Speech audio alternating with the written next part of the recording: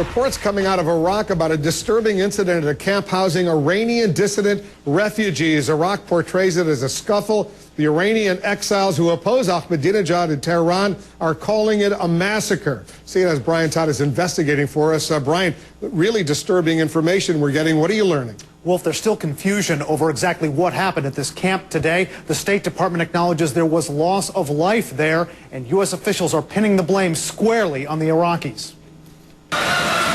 For decades, they've opposed one of America's bitter enemies, the People's Mojahedin of Iran, long a thorn in the side of Iran's Islamic regime. For years, thousands of Mujahedin members have been given refuge at a place called Camp Ashraf in neighboring Iraq.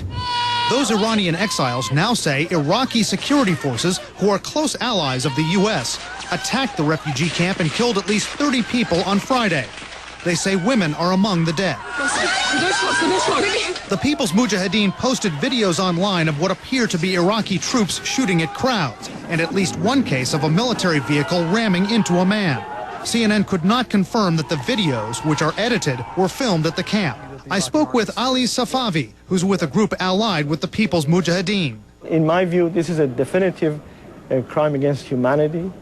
Iraqi army officials confirmed there was a conflict at the camp, but say Iranian exiles armed with shovels and stones provoked it, a charge denied by the exiles. The Iraqis also say they didn't use live ammunition. The State Department says while U.S. officials don't know exactly what happened at Camp Ashraf, this crisis and the loss of life was initiated by the government of Iraq and the Iraqi military. But Safavi also has accusations against the U.S., saying an American military unit had been inside the camp just before this incident. Unfortunately, it was ordered out of the camp hours before the attack took place on the residents. Who ordered them to leave? Their command in Baghdad. In a statement to CNN, an official with U.S. forces in Iraq says the claims being made that a U.S. battalion was ordered away from Camp Ashraf are completely false. There was never a battalion there. That Iranian exile group has been on the State Department's list of terrorist organizations. I asked analyst Ken Robinson why. Assassinations. Targeted political assassinations. And have they since renounced all that? They have. I don't have any credible reports that say they participated in that type of behavior in years.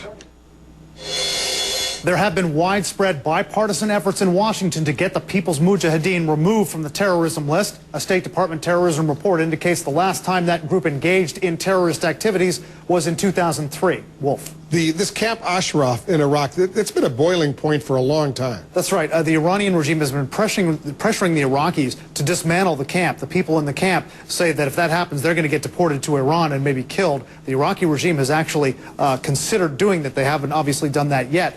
The People's Mujahedin told us they believe that the Iraqis, Nouri al-Maliki and his government, are taking their marching orders from Iran with regard to this camp and all the actions that have happened there. An Iraqi official we contacted said that's preposterous, not happening. They have had good relations, though, the Iraqi government and the Iranian government. That's right, they have. Thanks, Brian. Thanks very much. Stay on top of the story for us.